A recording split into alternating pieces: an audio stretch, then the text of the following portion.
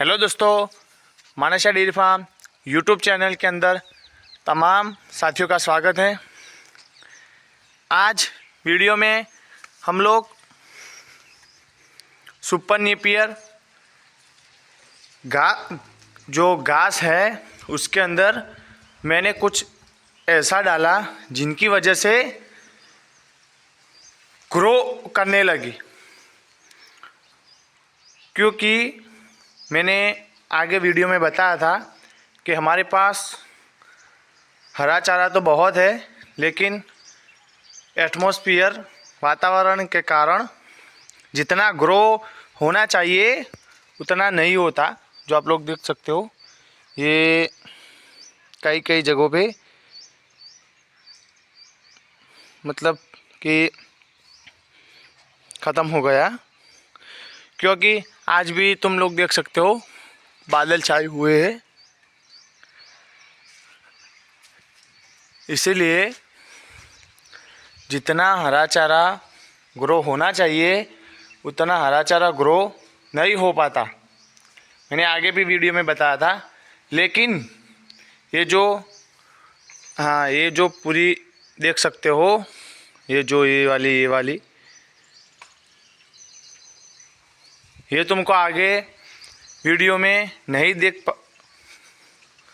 देखेगी, क्योंकि मैंने 3 दिन पहले ही इसमें क्या किया कि हम लोग जो फार्म हाउस धुलते हैं पानी से, ये वाला हिस्सा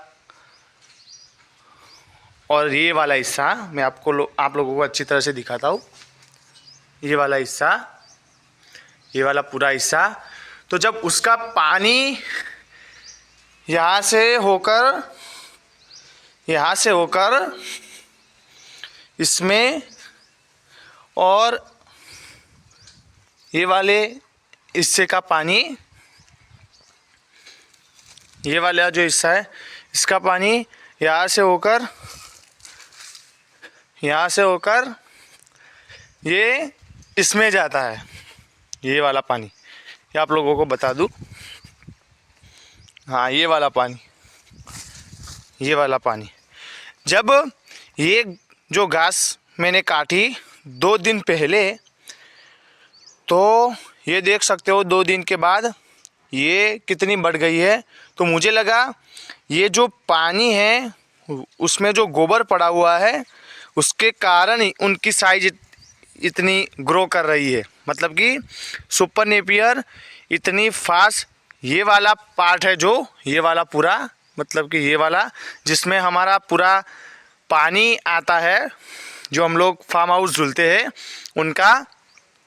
तो मुझे लगा कि एक काम करते हैं कि यहाँ से हम लोगों ने पहले यहाँ से पानी आता था यहाँ होकर, तो हमने यहाँ पर मतलब बांध दिया मिट्टी डालकर। फिर ये जो आप लोगों को दिखेगा ये वाला पार्ट, इसमें से मैंने कई सारे टोकर भर के मैंने खाद उठाया और ये खाद उठाकर मैंने पूरे खेत में मतलब डाला।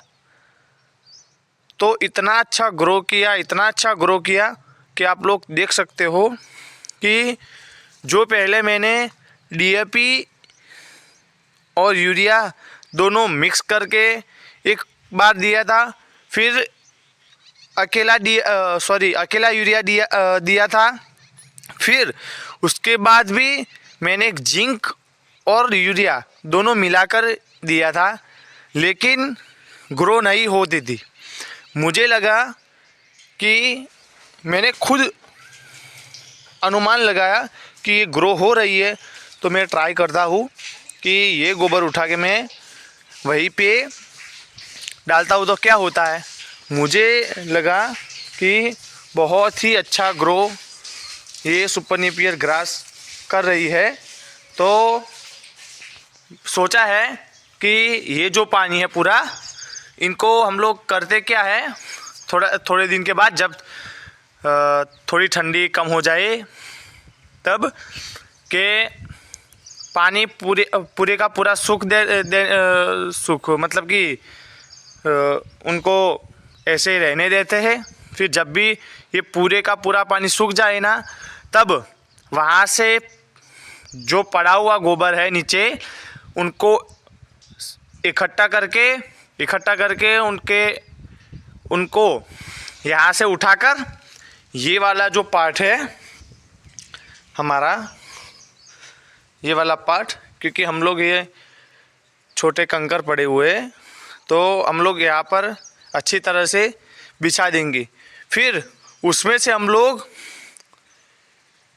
हमारे जो आने वाले बाजरे लगेंगे, जुवार लगेंगे, उसमें हम लोग डालेंगे। तो उससे फ़ायदा ये है कि हमारे पशुओं के लिए नेचुरली ऑर्गेनिक खाद डाला हुआ एक तो हरा चारा मिलेगा और बिना केमिकल वाला हम लोग चारा हमारे पशुओं को खिलाएंगे तो हमारे पशु ज़्यादा बीमार नहीं होंगे। और मैंने आगे वीडियो में भी बताया था कि हो सके इतना डीएपी यूरिया कम डालो, चाहे उसमें हमें हरे चारे में ग्रोथ मिले या कम मिले, लेकिन हो सके इतना ऑर्गेनिक नेचुरली तरीके से अपने पशुओं को खिलाओ। अपने पशुओं को जब तुम खिलाओगे तो उनका दूध जो भी आपको मिलेगा वो आपको ऑर्गेनिक ही मिलेगा। अगर आप जितनी भी डीएपी और जितने भी यूरिया डालोगे हरे चारे में, या अपना जो हरा चारा लगा हुआ है किसी भी तरह का, चाहे सुपर नेपियर हो, चाहे ज्वार हो, चाहे बाजरा हो, चाहे ओड़ हो, चाहे रचका हो, या कोई भी हो, तो उसमें होता क्या है कि ग्रोथ तो मिल जाता है, प्रोडक्शन हमें मिल जाती है, लेकिन मिली हुई प्रोडक्शन की जो मतलब कि हम लोग बोलते हैं प्रोटीन होना चाहिए, उतना प्रोटीन नहीं मिल पाता। उससे होता ये है कि हम लोग जितना भी खिलाए हमारे पशुओं को हरा चारा, लेकिन मिल्क प्रोडक्शन बढ़ता नहीं है।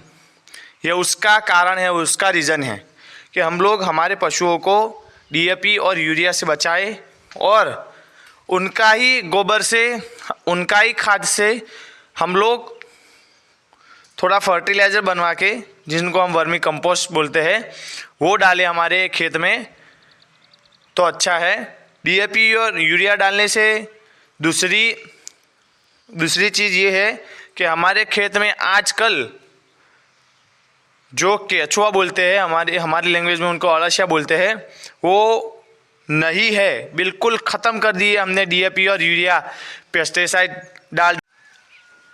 डाल के। और इनकी वजह से आज हमें भुगतना पड़ रहा है कि हमारी खेतों में से जो हमें प्रोडक्शन मिलना चाहिए, जितना भी, चाहे वो हरा चारा हो, चाहे वो गेहूँ हो, बाजरा हो, कोई भी हो, हमारे जो खाने के लिए हम लोग यूज़ करते हैं, तो जितना मिलना चाहिए उतना नहीं मिल पाता। उसका मेन कारण ये है कि हम लोगों ने हमारे खेतों को ऐसा बना दिया है कि किसी भी काम का नहीं है।